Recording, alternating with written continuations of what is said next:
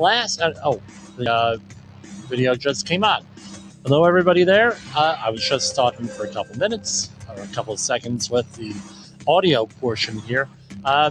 So I haven't been on the audio portion since last week. Basically, it's not that I missed you, not that I loved you. I don't love you anymore. I love you. I miss you. But with the way things are working out, I have a lot of stuff going on here outside of Safety Wars. And what we're doing is Little League, Travel League, cheer, softball. We got it all going on. So at 8 o'clock, very difficult for me to make sometimes. So we're doing everything, and I like to do everything live. So we are on YouTube, we're on Twitter, we're on Twitch, we're on several platforms. So you can check this out on the podcast and everything. Visit us at safetywars.com. We have links to everything out there. So what's the big story tonight? I tell you what, we got lots of big stories tonight. The main one is right over here in the northeastern United States. And the ongoing story continues to be the fires and the smoke from the wildfires. That is basically it. That's what we're doing. That's all of this stuff going here. I mean, so let me get back up a little bit. So over in Canada, in the Quebec region, just over the border from New York, and everyone's, one of the things is, and we laugh about this in New York, and it's not the people's fault. We're not laughing at them. It's just laughing at the situation. We have a situation here where everyone thinks that New York is a small state. So, for example, my home state, the sacred soil of New Jersey, we have, you can get from one side of the state to the other side of the state. You can start at High Point and go down to Cape May, the tip of Cape May, which escapes me what that's called. But you go from High Point all the way down to Cape May, and that's a common motorcycle ride. That's also a common bicycle ride that people do. Bicycle ride is like 2 or 3 days. Some people do it in 1 day. God bless you. Motorcycle ride, they go from there down to Cape May. You can make it in 1 day. If we were going to go all the way out to Long Island, right, Orient Point, Long Island, all the way out there, and if we were going to go over to Erie, New York, I think Erie's in Pennsylvania, but that area of Pennsylvania that is around New York, it would probably be a 2-day drive, right? That with traffic, maybe 3 days. So people think, oh, well, you're in, so up in the end of the north end of the New York Thruway here, the highway to the north that we always mention on this show, about like a 6-hour, 7-hour, 8-hour drive. And, people, it's a huge, huge, huge amount of real estate here. So what ends up happening is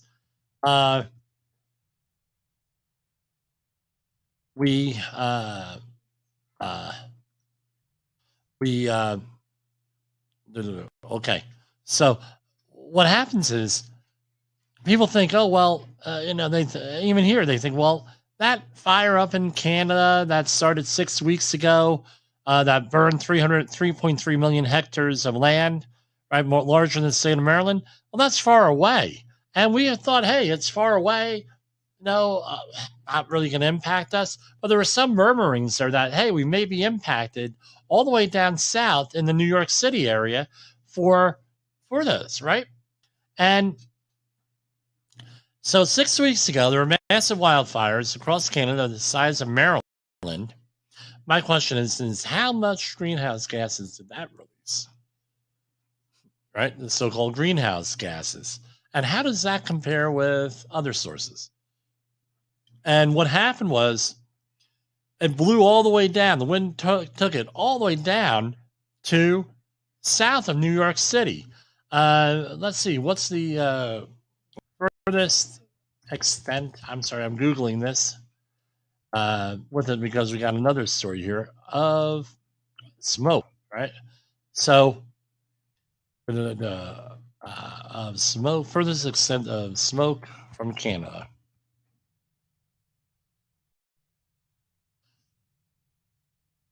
So it goes all the way down. Boom, boom, boom. How far?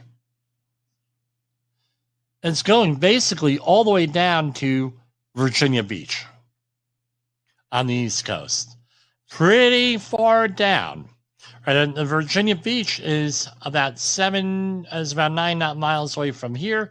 So we're looking at like a 16-hour drive from the New York Canadian border all the way down to Virginia. That's a lot of real estate. And also the airflow. I'm looking at the map right here. I mean, it's going out west too, as far west as Wisconsin. And I know you're shocked that we know about real estate here, right? And Wisconsin, Minnesota, Iowa, all those areas impacted by these. So this is going to do a couple of things. Number one is that we're going to have beautiful sunsets for the near future, right? Let's face it, I like the sunset. Number one. Number two is that we're going to have, at least for what we're looking at the next 3 or 4 days, impacts to ambient air quality. Smallest into larger impact. How does this impact your work area? I want to give a good shout out to the teachers over at Woodglen Elementary School in New City, New York, Clarkstown Central School District, because they made this into a learning opportunity.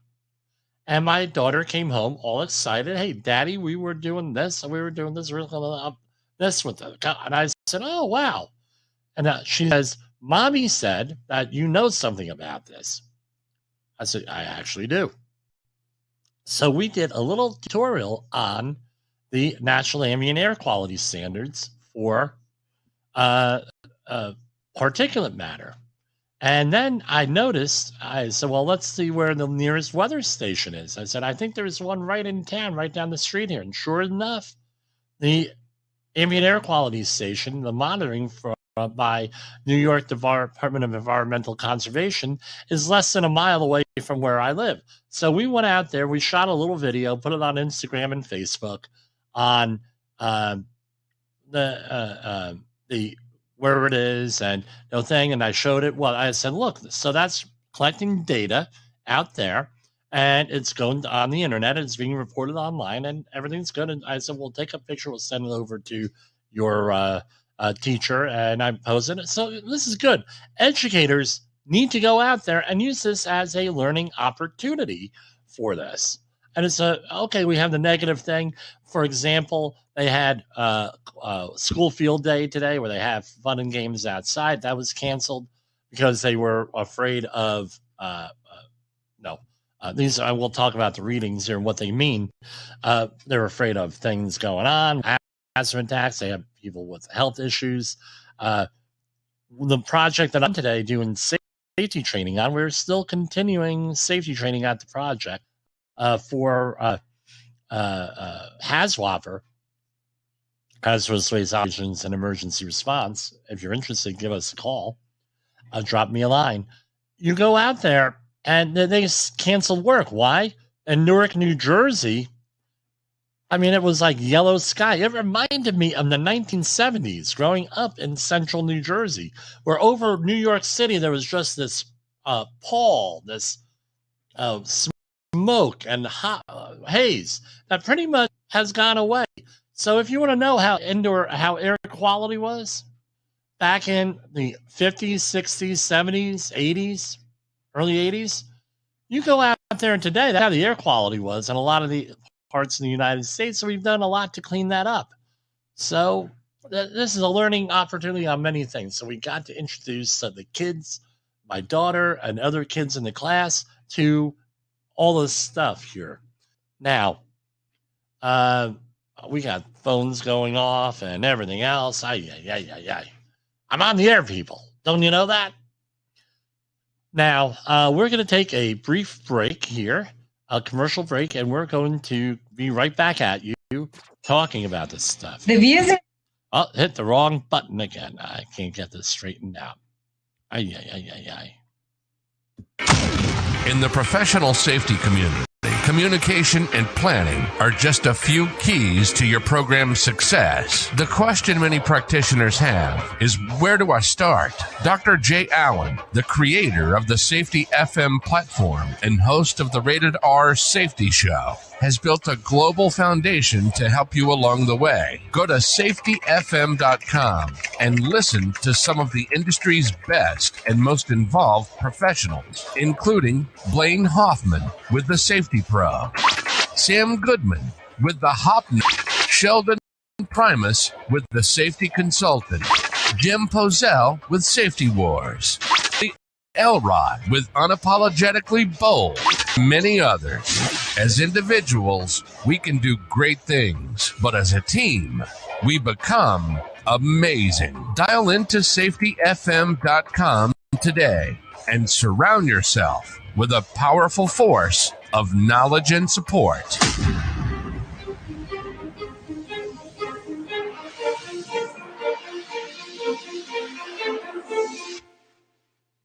OSHA recordables, catastrophic losses, environmental disasters. You want answers? So do I. This is Jim Pozell with Safety Wars. That's my daddy. Yes, and Jessica made her video debut on Reels today with Daddy also. On Facebook and Instagram. You can check us out there. Jim Pozell, P as in Peter, O-E, S as in Sam, L as in Larry. All right. So what's some of the history here behind this? And I remember 30 years ago in school, there was always a thing with PM10, PM2.5, and standards and everything else. What are they? And we'll talk about that. But how did we get here? This is a story from CBS. That probably encapsulates this whole thing pretty succinctly. Over the past 6 weeks, massive wildfires have spread across Canada, causing mass evacuations and burning through more than 3.3 million hectares of land, larger than the state of Maryland. While Canada wildfire season runs from May through October, such destruction this early in the season is rare. 1 month in, Canada is on track to having its most destructive wildfire season in history. Climate change. Oh, we always got to talk about that. Climate change driven extreme temperatures and drought have created a tinderbox. And the Canadian crisis has not been limited to the Great North. So why is Canada burning? Warm and dry conditions are likely kindling for wildfires. Much of Canada, like the rest of North America, has experienced heat and drought recently. And going on, Canada experienced its hottest day ever in Lytton, British Columbia, hit 121 degrees Fahrenheit, smashing the previous record of 113 degrees. And California's Death Valley has the hottest place in North America that day was last month. So like I said, how did the fire start? Likely by lightning. That's usually where these things start. 85% of the time is what we're looking at. Half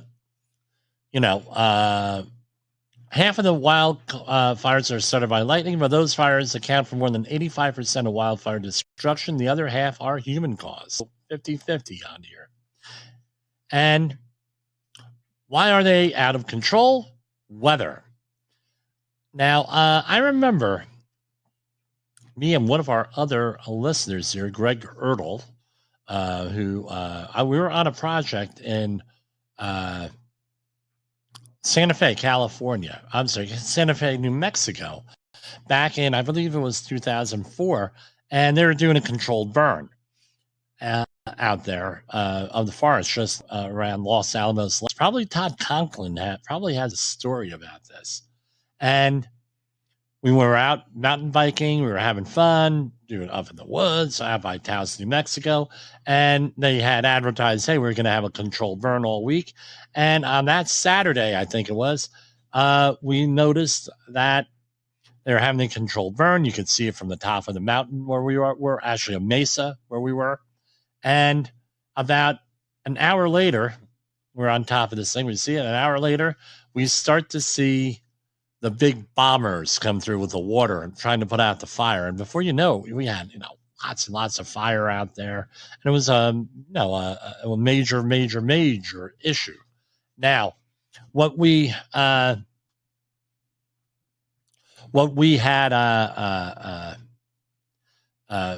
that was my experience of wildfires and also controlled burns in South Jersey when I was in college. Very few wildfires up here, even though there have been some over the years. They're, minor compared to this. So that's my experience here. There's a lot of smoke, a lot of everything else. Now, what happened was all of this smoke and everything, like I said, it's going out to the Midwest, as far as the Midwest, but the concentrations of this are all along the eastern seaboard here from Virginia Beach north, which pretty interesting there with that. So now we get into the idea of PM 2.5. What is PM 2.5? So what is PM? Stands for particulate matter or particulate pollution, the term for a mixture of solid particles and liquid droplets in the air. Some particles, such as dust, dirt, soot, or smoke, are large or dark enough to be seen with the naked eye. Others are so small they can be detected using an electron microscope. So, for example, it's basically from two different things. PM10, which are inhalable particles, diameters that are about 10 micrometers or microns and smaller, and PM 2.5, fine particles with diameters that are generally 2.5 microns or smaller.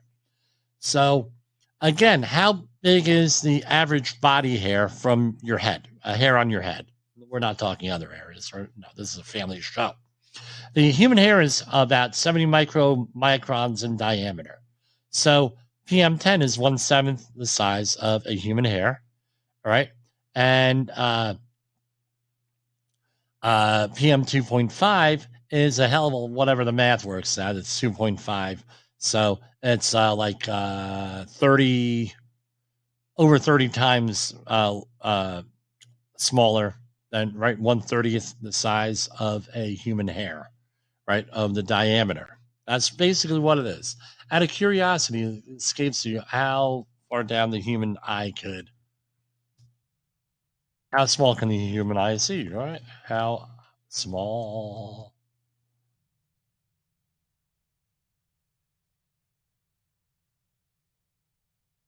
So the human eye could see, I think, down to 0.1 millimeters, which is how many microns? Can the human see?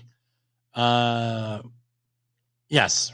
So 10 microns is basically what the limit of a human eyesight is. So we're looking at a lot smaller than what the human eyesight can see with the PM 2.5. I know I Google this stuff now because we don't know where this is going when I start talking. God knows what the hell I'm going to say. So what happens is PM, right? So particulate matter. Now, if you're on a job site where they are making dust and you're required to do ambient air sampling or air monitoring with ambient air monitoring equipment, today was a good day that you go out there with a camera and start taking pictures as to what the conditions are. That's what I had my clients do to do ambient air monitoring.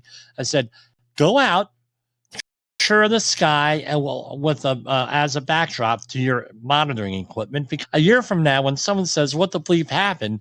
they're going to forget about these Canadian wildfires. They're going to be too busy, these regulators, watching YouTube and Pluto TV, those Star Trek episodes. They're They're going to be busy doing that and looking at shameful thing. They're not going to remember that there was a wildfire and we got smoke from that. They're not going to remember it. All right. And you're going to need some kind of proof to show that there was, look, this is what the conditions were. Don't believe me? Well, then you do so at your own risk. These particles come in many sizes. What are the sources? Construction site fires. So I'm reading off of EPA.gov. So if we remember, inhalable, respirable dust is 10 microns and smaller. So let's remember, 10 microns and smaller, inhalable dust. So the smaller the particle, the deeper it goes into your lungs, and the more surface area it has, and it is more, because of the more surface area, there is more opportunity for chemical reactions. Right? Does that make sense? That is why, you don't believe me? You go out there, and we talked about aluminum fires. You take a aluminum can, and you hold a flame to it, nothing's going to happen. You take that aluminum can, and I'm not going to say how you do it, but you grind it down into a fine powder. You go out and go whoosh with it. Guess what? You're going to have a massive explosion. Don't believe. We've all seen aluminum fires. Jim, I've never seen an aluminum fire in my life. I don't know what you're talking about. Have you ever heard of the space shuttle? You know, we used to have this thing called the space shuttle. And we had rocket boosters on the side, and there were solid rocket boosters. They had booster separation motors that used to blow the boosters off. That was solid rocket fuel. Solid rocket fuel, 40% ground aluminum, 40% ammonium perchlorate or another oxidizer like that, but usually ammonium perchlorate, 20% some kind of binder that gets thrown in there, and now you have solid rocket fuel. I'm not revealing any national security secrets here, but essentially, that's what you have with the solid rocket fuel. It's an aluminum fire. So finer particles. Guess what? You got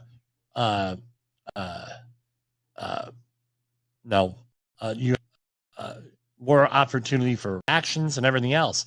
Imagine that getting into your lungs.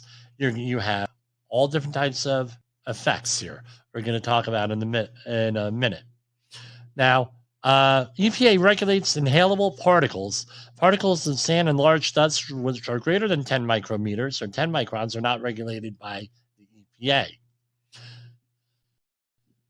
So what are some health effects of this particulate matter, PM? The size of particles is directly linked to their potential for causing health problems. Small particles less than 10 micrometers in diameter pose the greatest problems because they can get deep in your lungs, and some may even get into bloodstream. Exposure to such particles can affect both your lungs and your heart. Numerous scientific studies have linked particle pollution exposure to a variety of problems, including, and I'm going to add this, not including and not limited to, premature death in people with heart or lung disease, non-fatal heart attacks, irregular heartbeats, aggravated asthma, decreased lung function, increased respiratory symptoms such as irritation of the airways, coughing, or difficulty breathing. People with heart or lung diseases, children and older adults, are most likely to be affected. And blah, blah, blah, goes on. What about the high PM levels? Particulate matter, we're talking 2.5 microns. The main cause of reduced visibility or haze in parts of the United States, including many of our treasured national parks. Okay, great. Environmental damage. Depending on the chemical composition, PM contributes to acid rain, changing the nutrient balance of coastal waters and large rivers, depleting the nutrients in soil, damaging sensitive forests and farm crops, affecting the diversity of ecosystems, and among other things. So that is what happens. Now, we have in this country what are called National Ambient Air Quality Standards, NAQS, NAAQS. And speaking with particulate matter, you have PM10 and PM5. There are 6 ambient air quality 5 they list here when they talk about air quality index. I thought it was 6. Hold on. I could be wrong.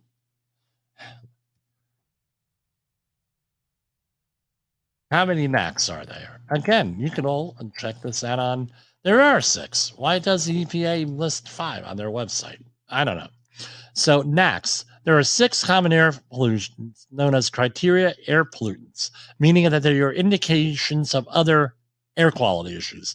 You have particulate matter, right, which we're talking about, ozone, O3, carbon monoxide, sulfur dioxide, nitrogen dioxide, and lead, the 6. All right. Now, they monitor for all of these, the 5. That's probably why they list them this way on the website here. Right. They monitor for the 5, right, on the website I am looking at is airnow.gov. Probably they don't monitor for lead. All right, but there are 6 NACs out there, criteria for pollutants. So, and there are many, I think it's 187 HAPs, hazardous air pollutants. But anyway, I'm not an air guy. I know about the air. I'm not necessarily an air permitting guy or Clean Air Act guy, because I tell you what, you can make a whole freaking career just on parts of that law. All right. I know people who have done it. So, what next? All right. So, how are they? The EPA develops these things and everything else. So, particulate matter. Okay. So, standards. All right. The standards are this. You have, right? So, we talk about what is legally hazardous and what is contaminated and everything else. We talk about legally hazardous. That means that there was some type of a law or regulatory process that sets a standard.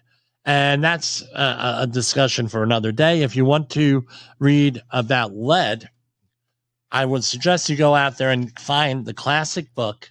And it's hard to find. I got it cheap for years. I couldn't find it. Was Poison in the Pot by the author was Wadeen. And he talks about the history of getting lead-based paint laws and things of that nature passed in this country. Very interesting read. But anyway, long process to get regulations there. So the National Ambient Air Quality for PM 2.5 is 35 micrograms per meter cubed of air. That's 35 micrograms per meter cubed. Okay? So that means it is 0.035 milligrams per meter cubed in air. So for those folks who are not used to hearing this, right, that's for a 24-hour standard. Now, for those folks, and for the annual standard for PM 2.5 is 12 micrograms per meter cubed. So average over a 3-year period, right? And that's with real-time monitoring, I would think, is 0.012 milligrams per meter cubed. I got to write this out to keep this straight. And that's for a 3-year annual over 3 years. So this is a rolling average. Now, for those people who are not used to seeing micrograms or milligrams or anything like that, what is a milligram? A milligram is 1/1000th of a gram. Now you're going to say to me, "Well, Jim, no, I'm from the United States. So how big is a freaking gram?" A gram is that you go in and you go out and get your average sugar packet. You throw it on a scale. That's 4 grams, roughly 3 to 4 grams, depending on the brand and everything else. Now you take that and you divide it by 4. So you put it on like a surface, like a mirror, and you put it out on there nice and flat. And then you take a razor blade and you divide it into 4 sections. That is 1 gram. Now you go and let's say that you're going to take that same razor blade and you're going to put it in a straight line, and you're going to go out there on that mirror and you're able to divide it into 1,000 pieces. One of those 1,000 pieces is a milligram. All right. Now, how big is a microgram? Is if you take that same gram on that mirror and you take a razor blade and you are able to divide that gram into 1,000,000 pieces, one of those is 1 microgram. So you're looking at an exceedingly small particle here.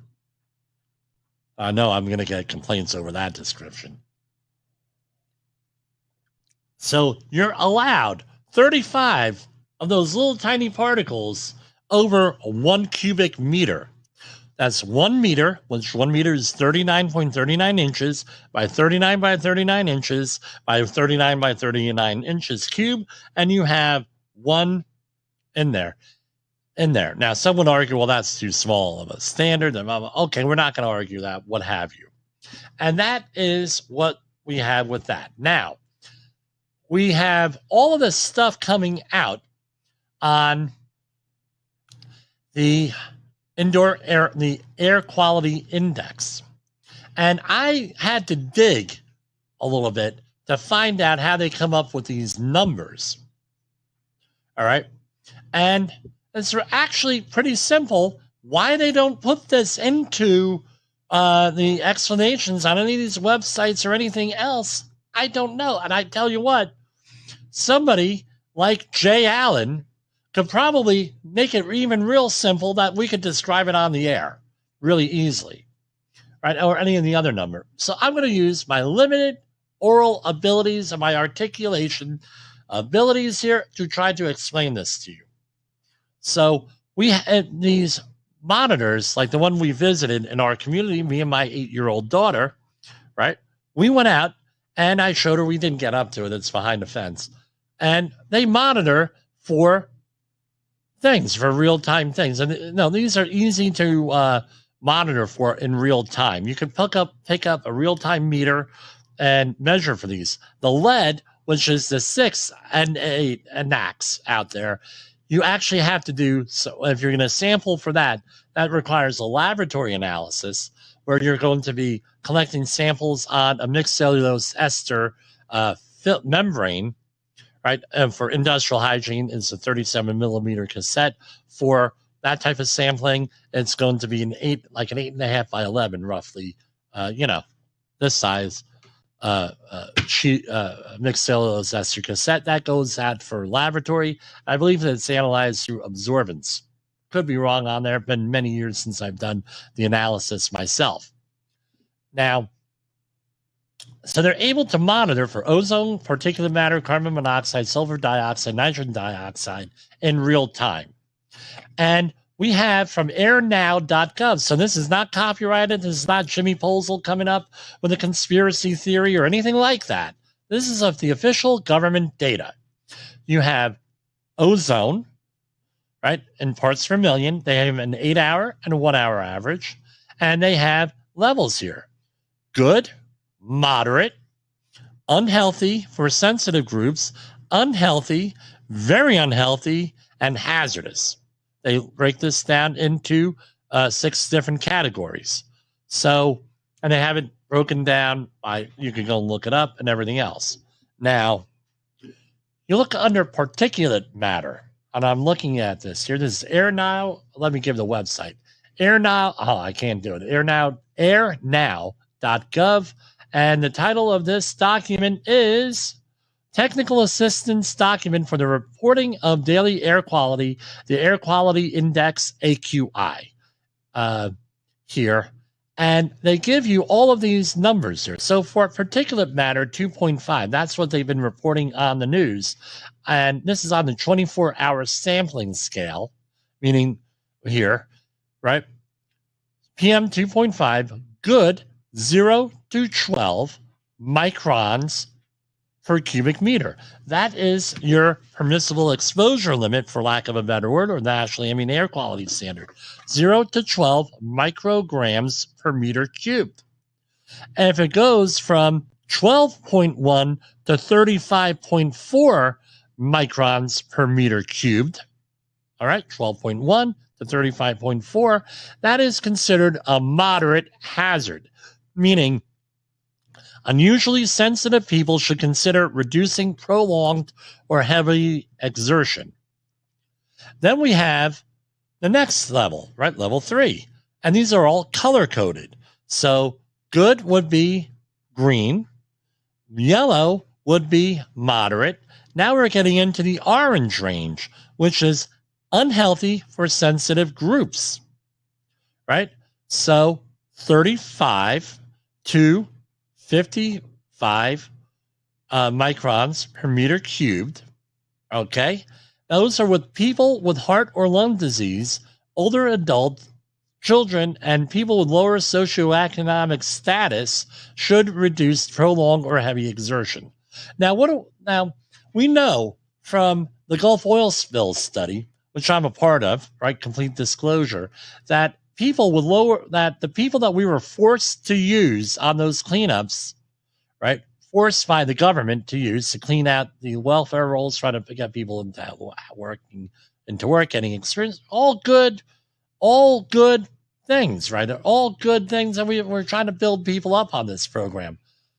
A lot of those people did not, even under Obamacare, do not have access to health care. So we put people out there who, a lot of them, I trained 5,000 of them, so I don't want to hear that I don't know what's going on. Severe literacy issues, educational issues, and everything else. We put them out there to do oil cleanups. We trained them, we told them, and everything else. We were audited by BP, and everything was copacetic. We were one of the few approved contractors to do training out there when I worked with another company, and everything else.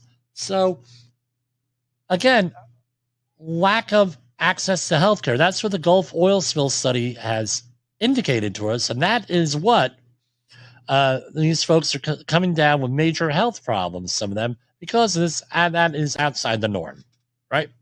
So we know that's why they say lower socioeconomic status. Again, this is all scientific here. And then you have the next level, which is unhealthy. All right, so you have unhealthy for sensitive groups. Now we have just plain old unhealthy, and that would be in the red range. All right.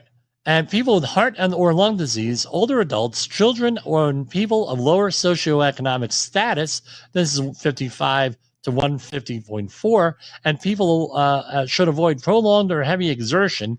Everyone else should reduce prolonged heavy exertion. Then you have it goes from the red to the purple, right? Or, dark purple, deep purple. I'm sorry, I cannot use royalty any music that's not royalty free here, because I can throw on a different song for every one of these. So with the purple, it's between 150 microns and 200 and 250.4 microns. I'm sorry, 150 micrograms per meter to 250 micrograms per meter. That's very unhealthy. So people with heart or lung disease, older adults, children, and people of lower socioeconomic status should avoid all physical activity outdoors. Everyone else should avoid prolonged or heavy exertion. And then the other one is this: hazardous. That's 250 micrograms up to 500.4 micrograms per meter cubed. Everyone should avoid all physical activity outdoors. People with heart or lung disease, older adults, children, and people of lower socioeconomic status should remain indoors, keep activities low. So unlike the COVID lockdowns, if that situation occurs, 301 to 500, guess what? Stay in your home. That's what it comes down to with this. So if the AQI is higher than 500, it's called AQI, and we're going to talk about air quality index. Now, here we go. And they have this. All right. So you can look on the document, and they give you a rather, it's not a big deal formula. It's pretty straightforward formula here, and they give you a calculation to calculate the index with this. So with all the other data in there and it's factored together, they run it through an Excel spreadsheet and they come up with a number. And all of these numbers are thrown in here. So right now, I'm going to go right here to New City, New York with the air monitoring station on South Mountain Road. And I'm putting in the thing here. And where are we here? Okay. The current air quality is 325.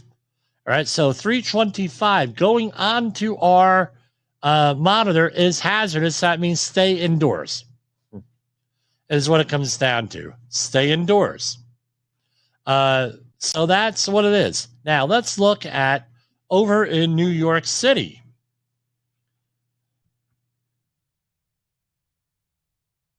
New York.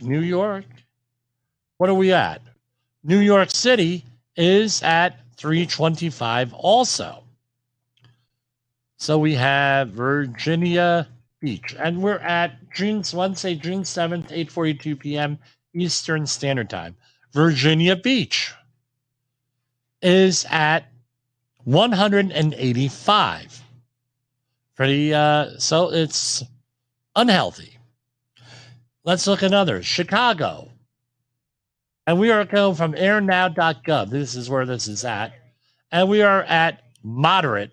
It's at PM 2.5 level is at 883, right? Is the AQI number on this. And, what are we looking at for tomorrow? 109.56 for New City, New York. We're looking at tomorrow. It's still going to be unhealthy into the red. And that's the forecast air quality index. And we got stuff going on all the way out here and everything where the breaking point is. And we do have a listener up in New Hampshire that I know. And she is a lifelong friend, very good friend, who will be getting married in the very near future. That is basically the break point is Western New Hampshire, down by the Massachusetts. So pretty interesting here with this. Any questions, anybody? I'm not seeing anything in the chat box here.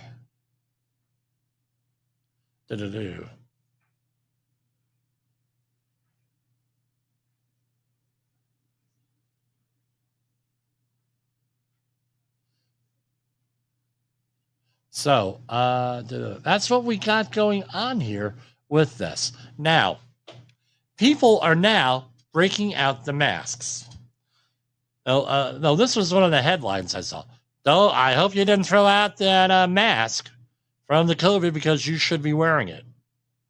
We had this conversation today in the training class I was in, where we were talking about respiratory protection and how you as a supervisor need to be looking at and auditing respirator selection.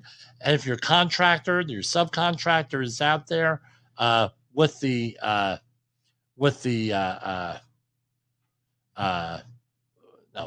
word I'm looking for? If your contractor is out there with the hold on, with everything going on over there, right? With the wearing respirators, because this is what happens. You need to audit. If you're a contractor, general contractor, you have to audit the subcontractors and employees under you. And a lot of these contractors get, especially, and you'd be surprised, some of the big jobs I work on where you have small-time contractors, small businesses, 10 people or less, even, they're wearing the wrong respirators. So we have to go in and we have to describe to the general contractor exactly how we are going to be, what to look for. So, again, they're going out there, wear that mask, that COVID mask you've been wearing, you'll be fine. Let's say that you're a certified safety professional, certified industrial hygienist, and you are in a working environment. You tell somebody you have here a respiratory hazard. You tell them to wear a mask, and it's a non-NIOSH, National Institute for Occupational Safety and Health Administration certified mask. What do you think is going to happen to you? I think you're going to be in deep, as the Romanians say, rohat with this. You're going to have a problem.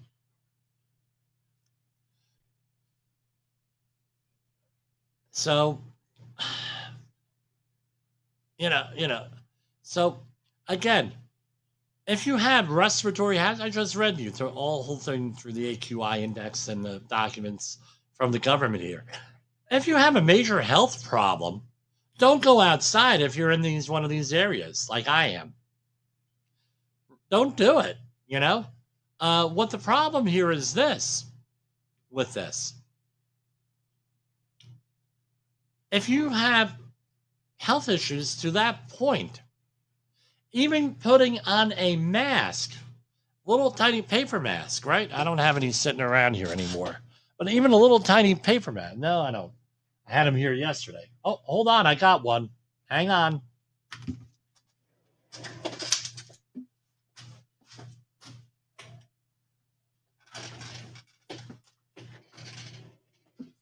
This was at the bottom of my, I got a Safety Wars baseball jersey. It's pretty cool. This was sitting at the bottom of my briefcase, right, from last year. N95. So even these filtering face piece respirators, these N95 respirators and everything there, right? Now they're NIOSH. If they're NIOSH rated, guess what? They're a respirator, legally a respirator. Non-NIOSH rated, there is no standard on them. They make them out of anything. So if you put everybody in NIOSH respirators, you're going to have a lot of people out there with respiratory issues that are wearing this and other health issues. They're going to have a problem. I'm going to tell you this. I'm going to tell you this right off the bat. Now,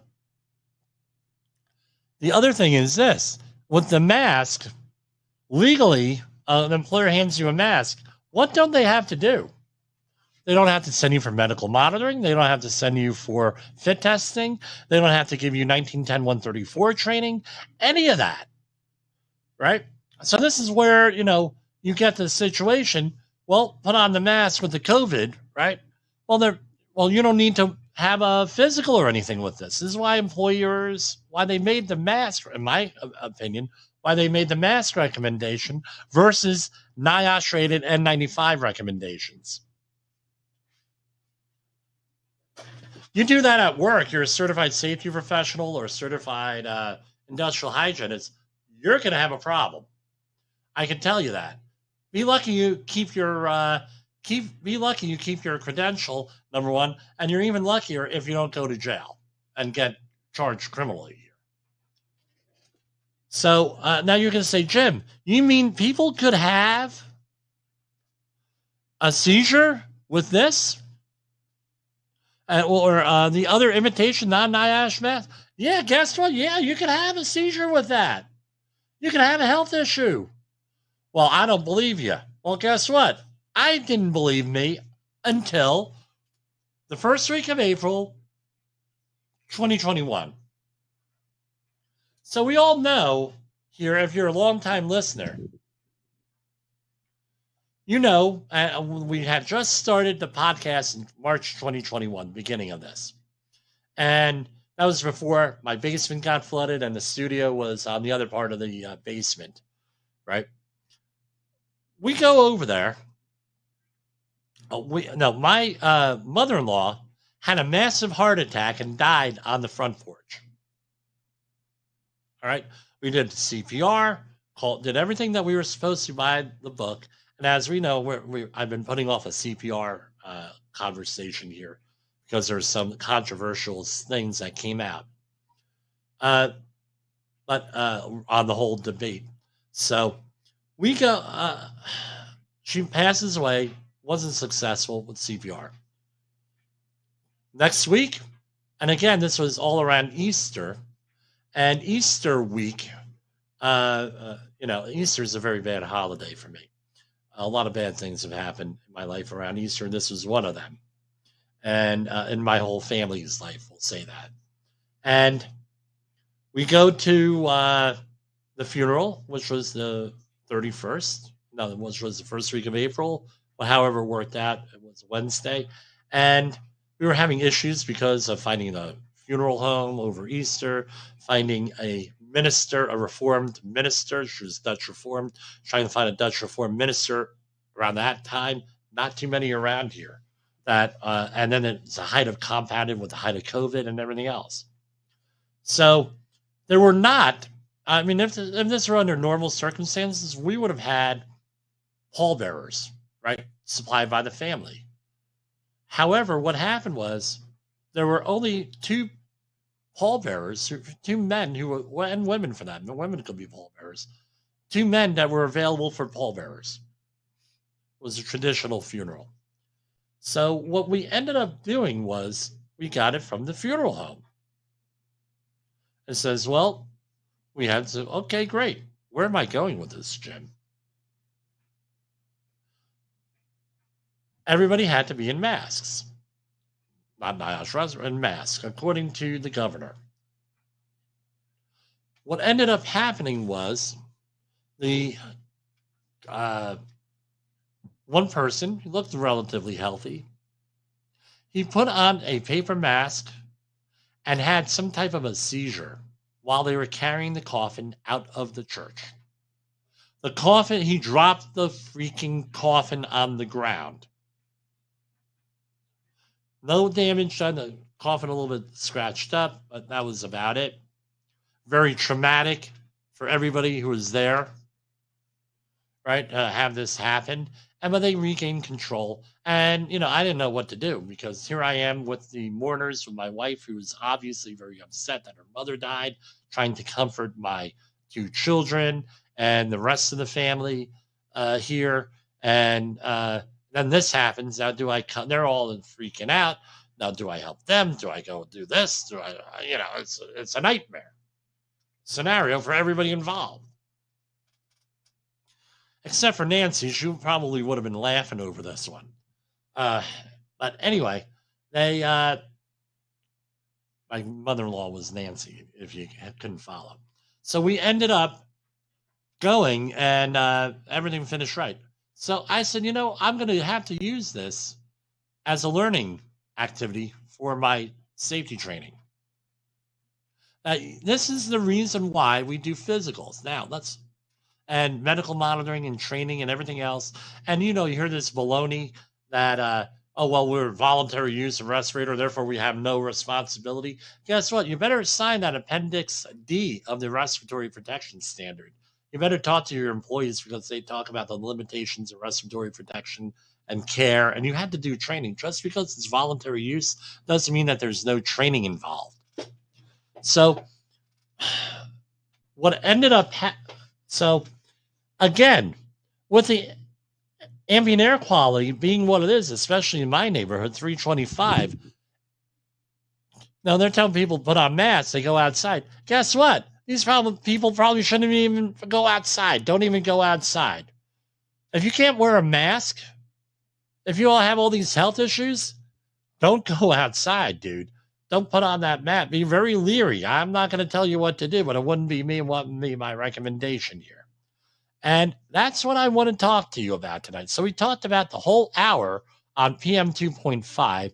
And for whatever reason, this did not go into the streamers, but we do have a recording of it on video. So we're going to do that as soon as this program is over.